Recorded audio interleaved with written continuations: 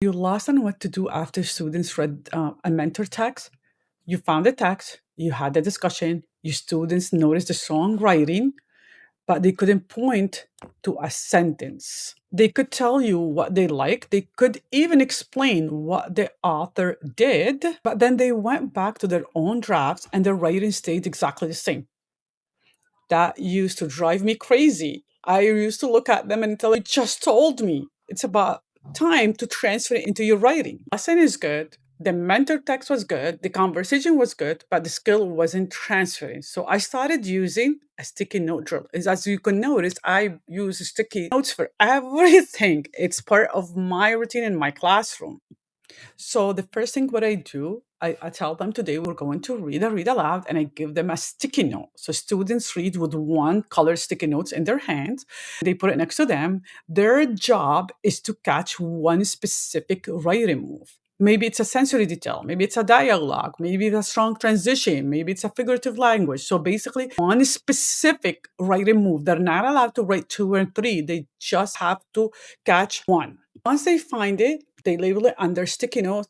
They write sensory detail. I found a strong verb. Emotions. The character showed the strong emotions. I don't let them copy the sentence. I want them to name exactly what the author did, the move that the author used, and that specific line they found the move. So they have to name it. They have to write the name of it on the sticky notes. It's not about copying the sentence. They have named this move. What do? They have to go back to the writing station or the writing notebook. They peel that sticky note out of the text and move directly into the writing draft. So this tiny move matters because now the mentor text is not just sitting right beside the writing, it's becoming part of the writing. They don't leave that book in the library. They don't leave that book inside their desk. Now they have it next to them. Now that they have the move on the sticky note, I give them a second one. I go around and I give them a second one. Their job is simple. Use the same move. They have the first one here, the second one here, and they have to use the same move in their own words. Again, move in their own words. Now they're applying that move they saw in the book, they notice, and now it's time to apply it. For example, the author might write, the cold wind scratched against the window as Mia pulled her blanket tighter. As students might write, the hallway lights flickers as Jordan gripped his backpack strap. They are not copying, they're trying to move in their own voice. And this is exactly what we want. It's just we simplify that process so they can get to the end point where they're using it in their own writing. That's the whole drill. Read it, catch it, move it, mimic it, and use it. And the best part, you can use this with almost any writing skill. Leads, transition, character reaction, elaboration, conclusion, figurative language, strong verbs, any skill. So just think about it, how a sticky note can move your students. And by the way, students collect those sticky notes with the move in their notebooks. They don't throw it away. I tell them all the time, keep them and let's see how many we're going to be trying during our writing.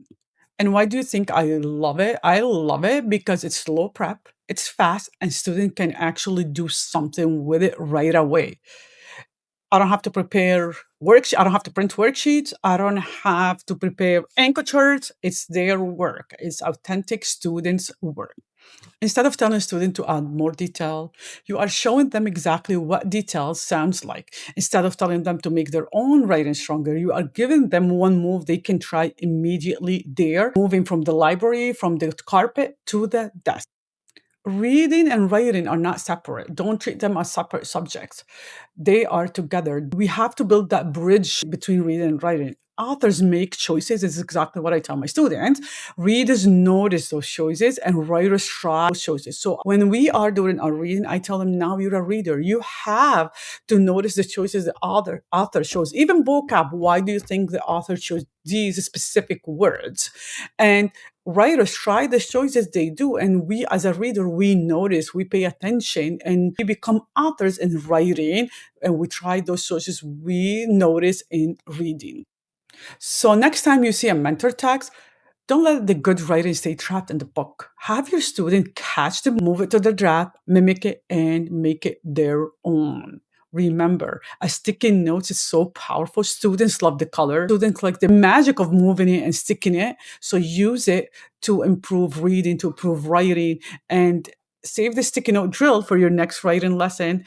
And if you want to watch how I use it also to introduce writing, I have another short video where you can see how do I teach writing with sticky notes and reading. Thank you.